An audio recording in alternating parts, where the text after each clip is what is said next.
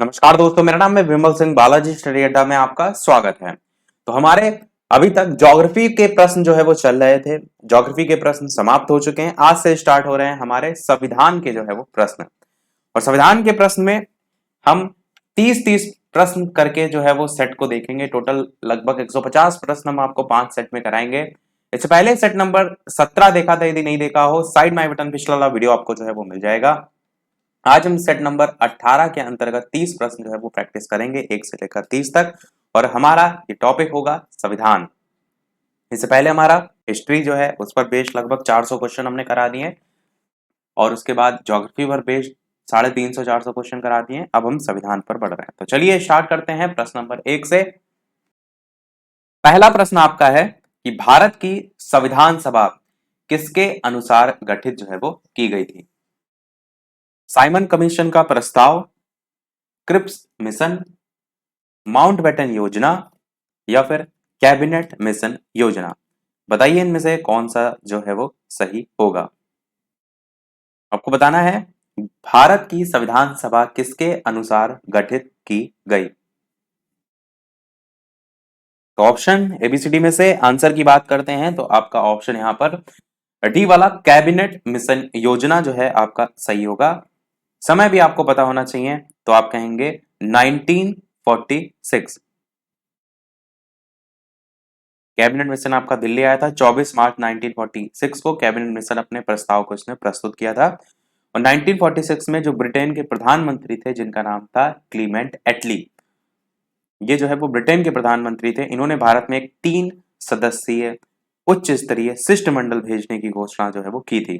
जो ये शिष्टमंडल था इसमें ब्रिटिश कैबिनेट के 3 सदस्य थे।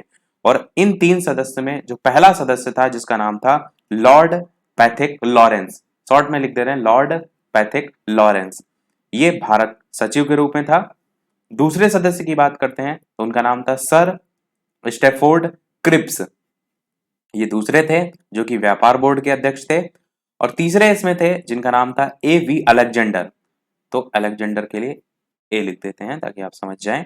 तो ये जो है एडमिरल्टी के प्रथम लॉर्ड या नौसेना मंत्री थे। तो ये 3 सदस्यीय शिष्टमंडल भेजने की घोषणा की थी क्लीमेंट एटली ने। और भारत का संविधान सभा इसी के अनुसार जो है वो गठित किया गया था। एक प्रश्न ये भी पूछा जाता है कि संविधान सभा जो है इसका गठन हुआ कब, इसकी रचना कब हुई?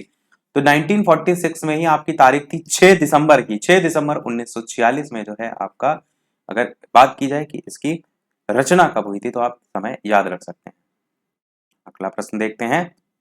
संविधान सभा के सदस्यों को निम्न में से किसने प्रत्यक्ष रूप से निर्वाचित किया? प्रांतों की विधानसभा, संघीय व्यवस्थापिका, दोनों या फिर इनमें से कोई नहीं? बताइए इनमें से कौन सा सही होगा। किसने प्रत्यक्ष रूप से निर्वाचित जो है वो किया? ऑप्शन एबीसीडी में से आंसर की बात करते हैं। उपरोक्त दोनों वाले ऑप्शन गलत है। प्रांतों की विधानसभा आपका ऑप्शन यहाँ पर सही होगा। इसमें प्रत्यक्ष रूप से निर्वाचित जो है वो किया गया संविधान सभा के सदस्यों को। देखिए क्वेश्चन आ भी गया, अभी हमने आपको बताया भी ऊपर की क्लास में, ऊपर वाला जो प्रश्न आया था उसमें। और हमने जो तारीख बताई थी वो आपकी नियर बाई उसके ही यहाँ तारीख लिखी हुई है। संविधान सभा की स्थापना कब हुई?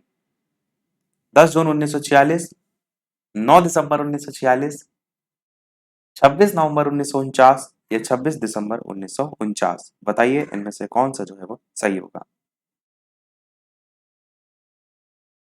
इसी का ही एक दूसरी तरीके से भी प्रश्न पूछ लिया जाता है कि पहली बैठक कब हुई, तो आप वहां पर भी इसी ऑप्शन के साथ जाएंगे। तो चलिए आंसर की बात करते हैं इन चारों में से। तो संविधान सभा की स्थापना हुई थी 9 दिसंबर 1946।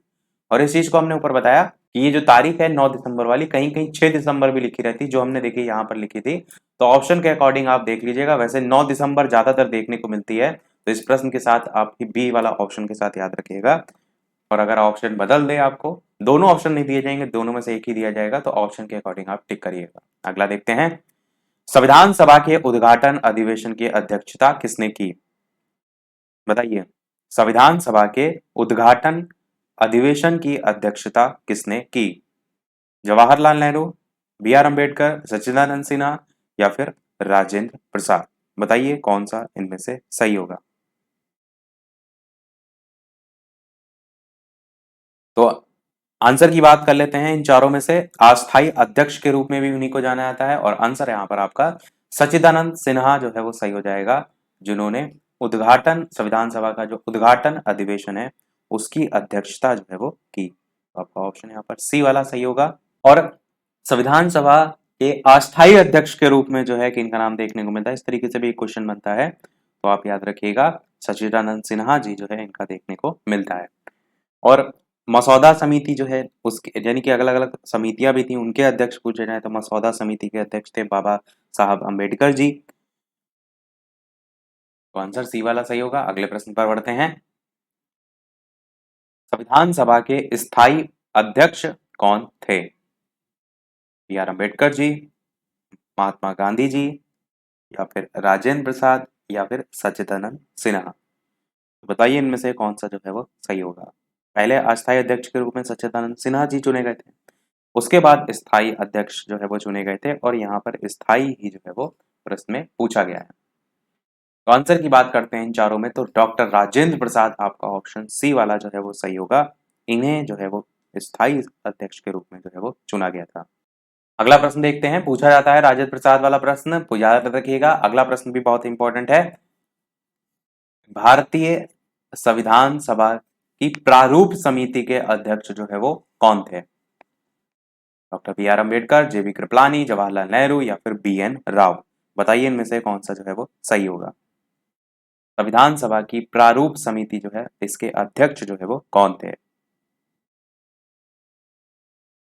आंसर की बात करते हैं इन चारों में से कौन सा जो है वो सही होगा। तो आपका पहला ही option doctor B R Ambedkar जो है वो सही होगा, जो कि संविधान सभा की प्रारूप समिति के अध्यक्ष जो है वो थे। तो अभी तक अलग अलग टाइप के हमने देख लिया। अस्थायी अध्यक्ष सच्चिदानंद सिन्हा, अध्यक्ष अगर स्थायी पूछा जाए तो डॉक्टर राजेंद्र प्रसाद, अगर प्रारूप समिति का अध्यक्ष पूछा जाए तो डॉक्टर बी आर अम्बेडकर। ए वाला ऑप्शन आपका सही होगा। अगला देखते हैं, संविधान सभा का संवैधानिक सलाहकार किसे जो है वो नियुक्त किया गया था? संविधान सभा का संवैधानिक सलाहकार किसे नियुक्त किया गया था? बी आर अम्बेडकर जी को, बी एन राव जी को, के एम मुंशी जी को, या फिर वल्लभ भाई पटेल को। बताइए कौन सा इनमें से जो है वो सही होगा। संविधान सभा का संवैधानिक सलाहकार किसे नियुक्त किया गया था? आंसर की बात करते हैं तो इनका पूरा नाम है Benegal Narsing Rau. B N Rau answer आपका बी वाला सही होगा। बी से जो है आपका इन फुल फॉर्म होती है इनकी बेनेगल, बेनेगल, और एन से होता है नरसिंह, नरसिंह नहीं नरसिम्हा कह सकते हैं, नरसिम्हा, और राव तो आपका है ही है। तो इन्हें बनाया गया था भारतीय संविधान के सलाहकार के रूप में नियुक्त किया जो है वो गया था। एक क्वेश्चन इसी को ही दूसरे तरीके से भी पूछ लिया जाता है कि संविधान निर्माण के समय संवैधानिक सलाहकार कौन थे? तो ऐसे करके भी आपका बी एन राव आंसर होगा। यानी मतलब है एक ही प्रश्न को अलग अलग तरीके से पूछा जाता है। आंसर बी सही होगा। बढ़ते हैं अगले प्रश्न की तरफ कि संविधान सभा में आपसे पूछा गया है उद्देश्य प्रस्ताव किसने प्रस्तुत किया? सच्चिदानंद सिन्हा, वल्लभ भाई पटेल, राजेंद्र प्रसाद, जवाहरलाल नेहरू। बताइए इनमें से कौन सा जो है वो सही होगा। उद्देश्य प्रस्ताव जो है वो किसने प्रस्तुत किया? आंसर की बात करते हैं इन चारों में से, तो उद्देश्य प्रस्ताव को जवाहरलाल नेहरू जो है इन्होंने जो है वो प्रस्तुत किया था। और कब प्रस्तुत किया था? तो 13 दिसंबर 1946 को जो है वो प्रस्तुत किया था।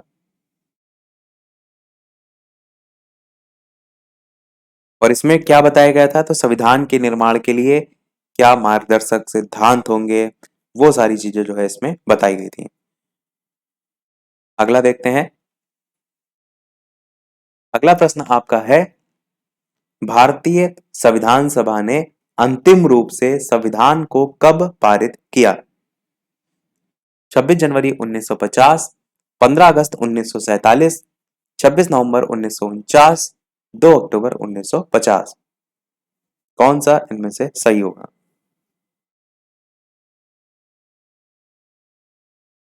आंसर की बात कर लेते हैं इन चारों में से, तो अंतिम रूप से संविधान को जो पारित किया गया था वो तो आपका 26 नवंबर 1949 को। सी वाला आपका ऑप्शन यहाँ पर जो है सही होगा। और एक क्वेश्चन ऐसे भी बनता है कि प्रभावी कब हुआ? तो आप सभी जानते हैं 26 जनवरी 1950 को आपका लागू हो गया था, तो वो आपका प्रभावी करके भी ऑप्शन पूछ लिया जाता है, तब आप ए वाले ऑप्शन के साथ जाएंगे। और ये भी चीज को समझिए कि 26 नवंबर की जो तारीख थी, इससे क्वेश्चन एक ये भी बनता है कि संविधान दिवस कब मनाया जाता है। तो इसी दिन आपका ये बनकर तैयार हुआ था और इसी दिन संविधान दिवस के रूप में भी मनाया जाता है, यानी कि 26 नवंबर को संविधान दिवस के रूप में मनाया जाता है। इस चीज को याद रखिएगा, क्योंकि संविधान 26 नवंबर 1949 को बनकर तैयार हुआ था। अगले प्रश्न पर बढ़ते हैं। प्रश्न नंबर 10, भारतीय संविधान किस दिन पूरी तरीके से लागू हुआ था। अब देखिए यहां पर वर्ड क्या यूज किया गया, लागू। यही चीज मैंने कहा कि प्रश्न में पूछा क्या गया है, बनकर तैयार हो रहा है या लागू किया गया है। इस डिफरेंस को जो है वो समझिएगा, ताकि आप जो है वो प्रश्न को गलत ना करें। वीडियो सभी लोग लाइक जरूर करते रहिएगा, जो भी लोग चैनल पर नए आ रहे हैं शेयर भी करते रहिएगा, ताकि और लोग भी जुड़ते रहें। तो कौन सा सही होगा, भारतीय संविधान किस दिन से पूर्णतः लागू जो है वो हुआ। आंसर की बात करते हैं इन चारों ऑप्शन में से, तो आपका ऑप्शन 26 जनवरी 1950। आप सभी जानते हैं संविधान जो है इस दिन हमारा लागू हुआ था, और यही आपका ऑप्शन यहाँ पर सही होगा। गणतंत्र दिवस के रूप में हम मनाते हैं 26 जनवरी 1950 को। अगला देखिए प्रश्न इसी से संबंधित पूछ लिया गया है कि भारत गणतंत्र कब बना। अब यहाँ पर गणतंत्र दिवस वर्ड से आप इसको आसानी से समझ सकते हैं, पर इन्होंने देखिए कई बार क्या होता है, गलती कैसे होती है। ऑप्शन में 26 जनवरी 1949 भी दे दिया, 50 भी दे दिया। कई बार हम 26 जनवरी देख करके बाकी ऑप्शन के लास्ट तक ना देख करके सी ऑप्शन को टिक कर देते हैं। ऐसे प्रश्न गलत होते हैं जो बहुत सरल होते हैं। तो आपको पूरा ऑप्शन देखना है, साथ में 1950 भी। तो 26 जनवरी 1950 आपका भारत गणतंत्र जो है आपका बना। अगला प्रश्न आपका है कि भारत एक गणतंत्र है, इसका क्या अर्थ है। सभी मामलों में अंतिम अधिकार जनता के पास है, भारत में संसदीय शासन व्यवस्था है, भारत में वंशानुगत शासक नहीं है, भारत राज्यों का एक संघ है। तो आपको बताना यह है कि भारत एक गणतंत्र है, इसका क्या मतलब होता है।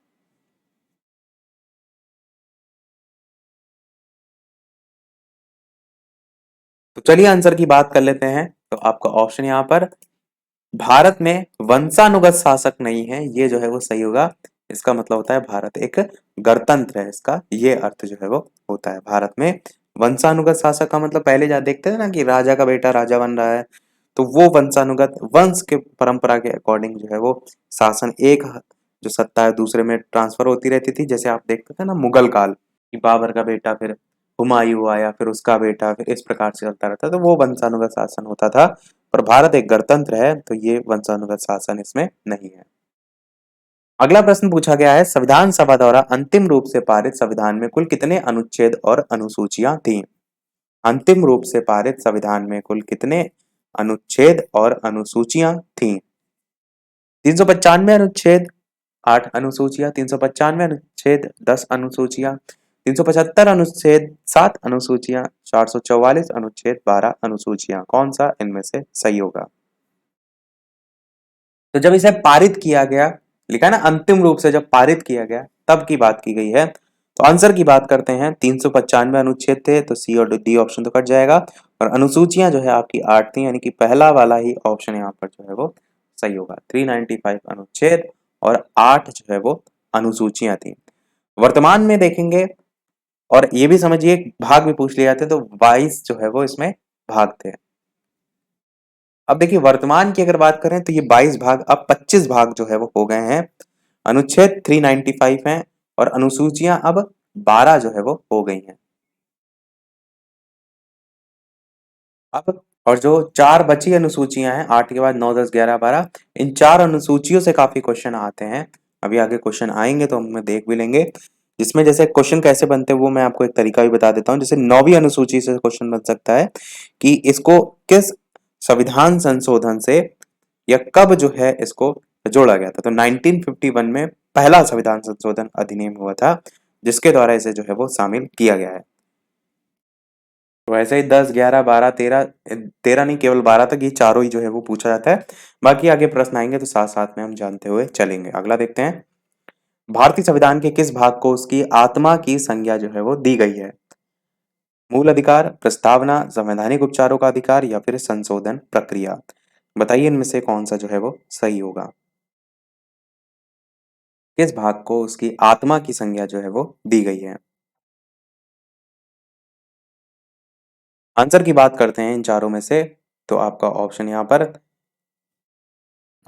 पर प्रस्तावना जो है वो सही होगा। प्रस्तावना को उसकी आत्मा, संविधान का जो है उसके आत्मा की संज्ञा जो है वो प्रदान की गई है। ऑप्शन यहाँ पर प्रस्तावना जो है वो सही होगा। कई बार प्रश्न में आत्मा के अलावा हृदय भी दे दिया जाता है, हृदय और आत्मा की संज्ञा दी गई है, तो भी आप इस चीज को ध्यान रखिएगा, इसी को जो है वो कहा जाता है। यानी केवल हृदय ना पूछकर हृदय और आत्मा करके जो है वो पूछ लिया जाता है। अगला प्रश्न आपसे पूछ रहा है, भारतीय संविधान की कौन सी विशेषता इंग्लैंड से ली गई है? संसदीय प्रणाली, संघीय प्रणाली, मूल अधिकार, मूल कर्तव्य।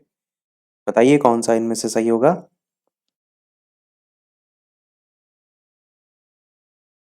इंग्लैंड से कौन सी व्यवस्था जो है वो ली गई है? चलिए आंसर की बात कर लेते हैं, तो आपका इन चारों में से संसदीय प्रणाली जो है आपका सही होगा, जो कि आपकी इंग्लैंड से जो है वो ली गई है। तो ऐसे बहुत पूछ लिए जाते हैं, प्रस्तावना पूछ लिया जाता है, मूल अधिकार पूछ लिया जाता है, या फिर नीति निर्देशकता तो पूछ लिया जाता है कि कहाँ से जो है वो लिए गए हैं। अगला प्रश्न देखते हैं 16। वर्तमान में भारतीय संविधान में कुल कितनी अनुसूचियां हैं? देखिए यहाँ पर प्रश्न में वर्तमान वर्ड यूज किया गया है, और स्टार्टिंग में हमने आपको बताया भी था। बताइए कौन सा जो है वो सही होगा। वर्तमान में भारतीय संविधान में अनुसूचियां, चलिए आंसर की बात करते हैं। तो आपको मैंने बताया था कि पहले 8 थी, अब जो है वो 12 टोटल जो है वो हो गई हैं, और 4 को बाद में अलग से जोड़ा गया है। अब यहाँ पर प्रश्न आया है, तो अब उन चारों के बारे में ये भी आपको बता देते हैं कि कौन किससे संबंधित है। तो 8 के बाद 9वीं जो है वो जोड़ी गई थी, 9वीं संबंधित है आपकी भूमि सुधार से। भूमि सुधार से जो है ये संबंधित है। 10वीं की अगर बात करें तो ये जो है दल बदल से संबंधित है, शॉर्ट में डीबी लिख दिया है, दल बदल। और 11वीं की बात करें तो ये जो है वो पंचायत जो है उससे संबंधित है, पंचायतों का प्रावधान जो है इसमें है। और 12वीं की अगर बात करें तो ये जो है वो नगर जो निकाय हैं, शॉर्ट में एनए लिख दिया है, इसके प्रावधान से जो है ये संबंधित है। और 8वीं अनुसूची भी पूछी जाती है, वो आपकी 22 भाषाओं से जो है वो संबंधित है। अब 9वीं अनुसूची जोड़ी किसके द्वारा गई है, तो हमने ऊपर बताया था कि 1951 जो है पहला संविधान संशोधन, उसके तहत जोड़ी गई थी। 10वीं अनुसूची किसके तहत जोड़ी गई थी, तो ये 52वें संविधान संशोधन 1985 जो है उसके द्वारा जो है वो जोड़ी गई थी। 11वीं अनुसूची जो है किससे जोड़ी गई थी, तो 73वें संविधान संशोधन 1993 में जो है ये जोड़ी गई थी। और 12वीं अनुसूची जो है आपकी 74वें संविधान संशोधन 1993 के द्वारा जोड़ी गई थी। ये आपकी टोटल अनुसूची हो गई जो अलग से जो है वो जोड़ी गई थी, तो इनको आप याद रखिएगा। अगला देखते हैं। अगला प्रश्न आपका है, भारतीय संघ में शामिल राज्यों तथा संघ शासित क्षेत्रों का उल्लेख भारतीय संविधान की किस अनुसूची में है? प्रथम, द्वितीय, तृतीय, चतुर्थ। बताइए इनमें से कौन सा सही होगा।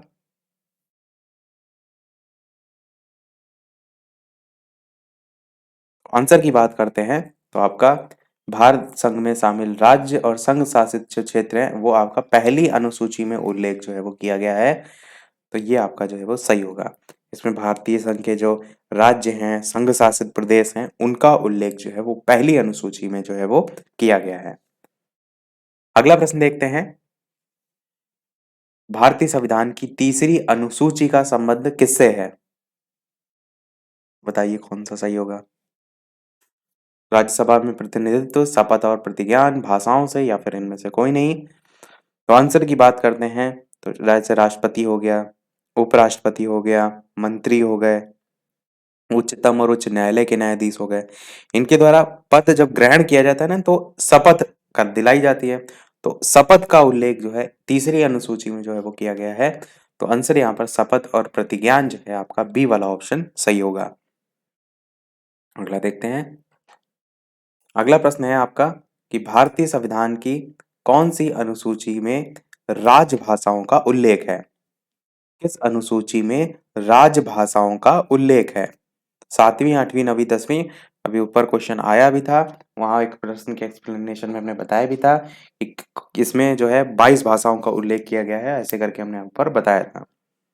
बताइए कौन सा जो है वो सही होगा। चलिए आंसर की बात करते हैं। आपका 8वीं अनुसूची जो है वो सही होगा। इसी में 22 भाषाओं का उल्लेख किया गया है और इसी में राजभाषाओं का उल्लेख भी जो है वो किया गया है। जैसे हमने वहां देखा था अनुसूची अलग-अलग बाद में जोड़ी गई थी, उसी प्रकार इसमें भाषाएं भी अलग-अलग जो है बाद में जोड़ी गई हैं, कोंकणी, मणिपुरी, नेपाली। तो वो सारी चीजें हम प्रश्न में आएगा तो आगे जानते हुए चलेंगे। ये वाला क्वेश्चन हमने कराया 20 नंबर वाला। दल बदल से संबंधित प्रावधान किस अनुसूची में रखा गया है? 5वीं, छठी, 8वीं, 10वीं, कौन सा सही होगा? तो दा से दल बदल है और दा से ही आपका यहाँ पर आंसर भी होगा और बिल्कुल आपका ऑप्शन यहाँ पर 10वीं अनुसूची हो जाएगा, क्योंकि ऊपर वाले प्रश्न में हमने आपको बताया भी था। अगला प्रश्न देखते हैं। अगला प्रश्न है, पंचायती राज व्यवस्था संबंधित प्रावधान भारतीय संविधान की किस अनुसूची में रखा गया है? 8, 9, 10 या 11, बताइए इनमें से कौन सा सही होगा? पंचायती राज व्यवस्था संबंधित प्रावधान भारतीय संविधान की किस अनुसूची में जो है वो रखा गया है? आंसर की बात करते हैं इन चारों में से, तो 11वीं अनुसूची जो है आपका ऑप्शन सही होगा। पंचायती राज भी हमने ऊपर बताया था आपको और साथ में दल बदल भी बताया था। दल बदल 10वीं, पंचायती जो है वो 11वीं। याद करने का एक बढ़िया तरीका ये भी होता है कि एक आप ये हैं और एक और आपका दोस्त है या आपकी सहेली है और दोनों मिलकर क्या कर रहे हैं? पंचायत कर रहे हैं। यही तो है। तो एक व्यक्ति ये और दूसरा व्यक्ति ये, तो एक एक क्या हो गया? 11 हो गया। 11वीं में ही बात की गई है किसकी? पंचायती राज संबंधित प्रावधान की। अगला देखते हैं प्रश्न नंबर 22। 22 प्रश्न आपका है, भारतीय संविधान के किस अनुच्छेद में यह अंकित है कि भारत अर्थात इंडिया राज्यों का एक संघ होगा? अनुच्छेद 1, 2, 3 या 4, बताइए इनमें से कौन सा सही होगा? आंसर की बात करते हैं इन चारों में से, तो आपका ऑप्शन यहाँ पर अनुच्छेद पहला ही सही होगा, जिसमें बताया था मैंने राज्यों की भी बात की गई है, केंद्र शासित प्रदेशों की भी बात की गई है और भारत अर्थात इंडिया राज्यों का एक संघ होगा। अनुच्छेद 1 में ही जो है वो बताया गया है। अगला प्रश्न देखते हैं, प्रश्न नंबर 23।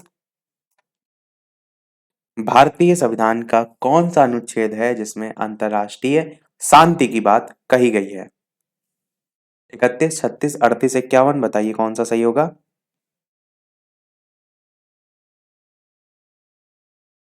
आंसर की बात करते हैं इन चारों में से, तो आपका ऑप्शन यहाँ पर अनुच्छेद 51 जो है वो सही होगा। अंतर्राष्ट्रीय शांति और सुरक्षा की अभिवृद्धि, ये बात की गई है अनुच्छेद 51 में। आपका ऑप्शन यहाँ पर सही हो जाएगा, ऑप्शन नंबर डी। अगला प्रश्न है, संविधान का कौन सा अनुच्छेद है जिसमें राष्ट्रपति अध्यादेश जारी करता है? 109, 110, 123 या 124? राष्ट्रपति कब जारी करता है अध्यादेश? संसद के सत्र में ना होने की स्थिति में अध्यादेश जो है वो जारी करता है। तो बताइए कौन सा सही होगा? आंसर की बात करते हैं तो आपका 1, 2, 3 सही हो जाएगा। अनुच्छेद 123 जो है वो सही हो जाएगा। 1, 2, 3 ऐसे क्रम है, नंबर है, थोड़ा सा जोड़ सकते हैं इसको। राष्ट्रपति अध्यादेश जो है वो जारी करता है। अनुच्छेद 123 जो है यहाँ पर सही होगा। अगला देखते हैं प्रश्न, संविधान के किस अनुच्छेद के द्वारा संघ और राज्यों के लिए लोक सेवा आयोग का प्रावधान किया गया है? अनुच्छेद 310, 312, 314, 315, कौन सा इनमें से सही होगा?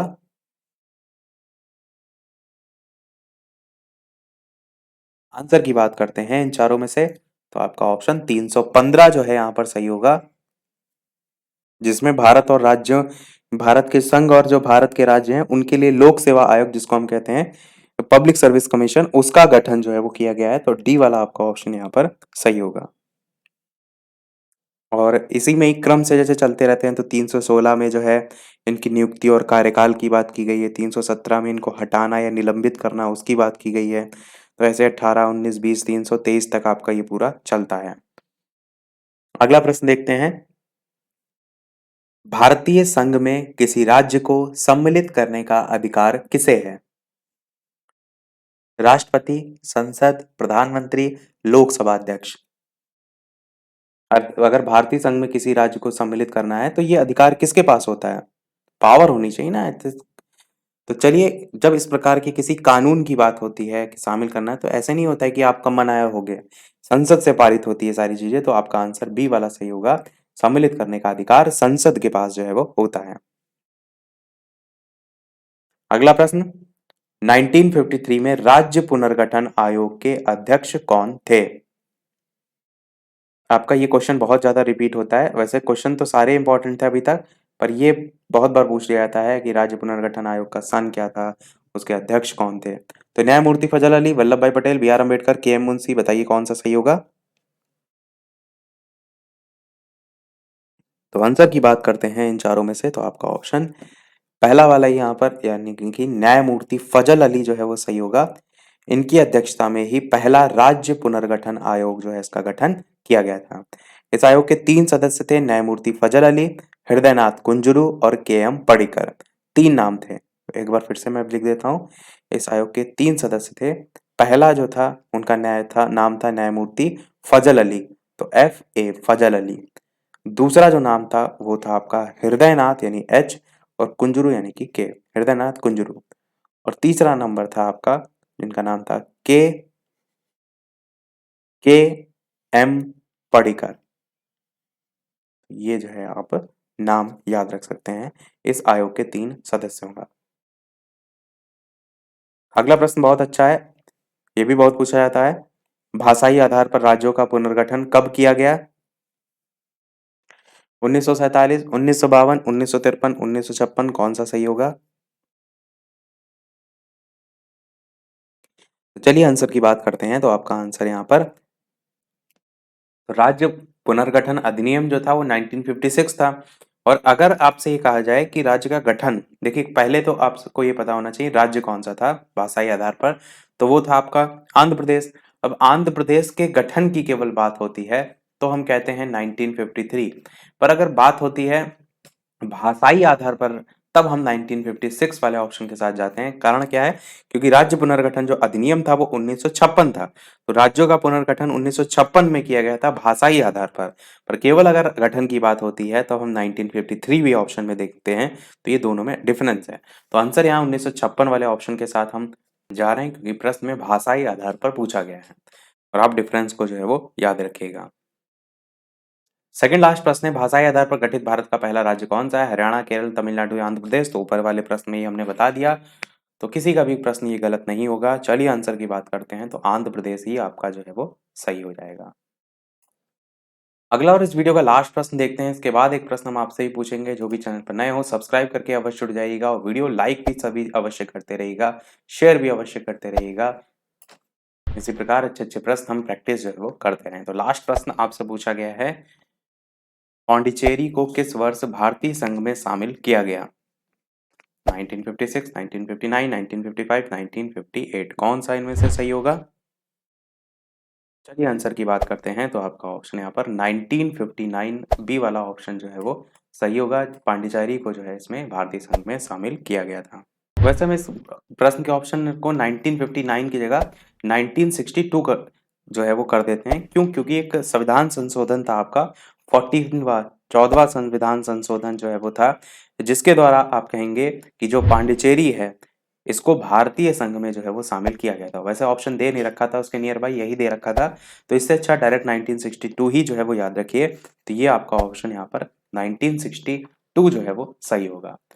तो सभी प्रश्न हुए हमारे समाप्त। एक प्रश्न आपके लिए भी, जैसा कि सभी वीडियो में हम आपसे एक न एक प्रश्न पूछते हैं, तो इस वीडियो का आपके लिए प्रश्न है जिसका आंसर वीडियो के मेन कमेंट में आपको बताना है कि कौन सा अनुच्छेद है जिसके द्वारा 6 से 14 वर्ष तक के जो बच्चे हैं उनके लिए शिक्षा का अधिकार, मूल अधिकार जो है वो माना गया है। ऑप्शन ए है अनुच्छेद 20, ऑप्शन बी है अनुच्छेद 21, ऑप्शन सी है अनुच्छेद 22, ऑप्शन डी है अनुच्छेद 21 ए। इन चारों में से कौन सा सही होगा? अपना आंसर वीडियो के मेन कमेंट में बताइएगा। लाइव टाइमिंग दो है, दोपहर के 3 बजे, शाम के 8 बजे, तो लाइव आकर भी वीडियो आप देख सकते हैं, प्रश्नों की प्रैक्टिस कर सकते हैं। तो आज में इतना ही रखते हैं, मिलते हैं अगले वीडियो में कुछ नए प्रश्नों के साथ, नए टॉपिक के साथ। तब तक के लिए नमस्कार, जय हिंद।